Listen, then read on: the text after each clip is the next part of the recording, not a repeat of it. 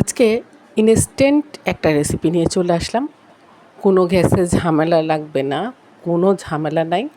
একেবারে গ্যাস রুমে বসে বসে ইনস্ট্যান্ট এই কাজটা করে মজা করে খাবো আমরা ৩ জনই, ছেলে, মেয়ে আর মা।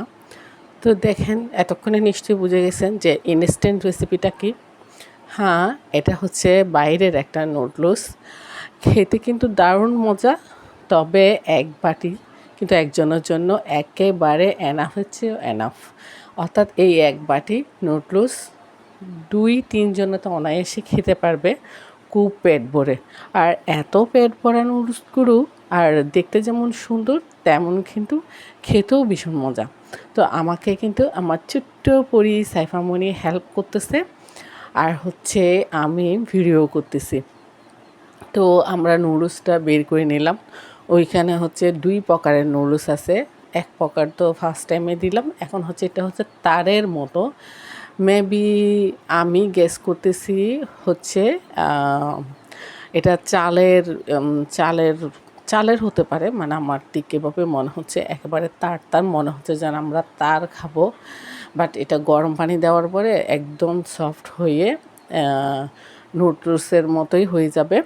তো হচ্ছে গরম পানি দেওয়ার পরে আমাদের হচ্ছে আচ্ছা, এই নুডলসের মধ্যে ফার্স্ট টাইম বলে দিচ্ছি, এই নুডলসের মধ্যে কিন্তু ৩টা হচ্ছে মশলা আছে।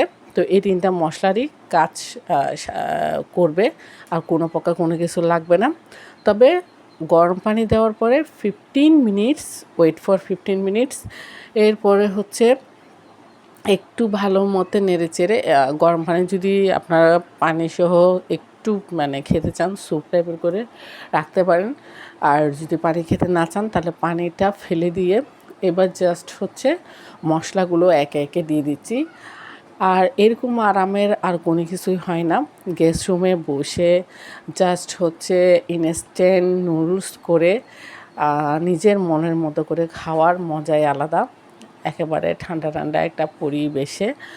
আর নুডলস করি যাই করি সাধারণত তো আমাদের জন্য তো চুলা লাগে। তো বাহিরের এই নুডলসগুলো আসলে খেতে যেমন একটু মজা, তেমন কিন্তু মানে আলাদা একটা ডিফারেন্ট টেস্ট।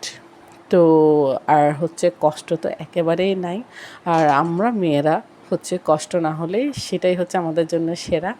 তো এখন হচ্ছে মশলা 3টা দিয়ে দিলাম। তার মধ্যে একটা মশলা একটু হচ্ছে তেঁতুল টাইপের ছিল, খেতে কিন্তু ভীষণ মজা। আর একটা ছিল ধনে পাতা টাইপের, ওই টাইপের আর কি। তো হচ্ছে আসলে সত্যিই মজা হয়েছে। সবচেয়ে বেশি মজা লাগছে, কোনো কষ্ট হয়নি, তাই না?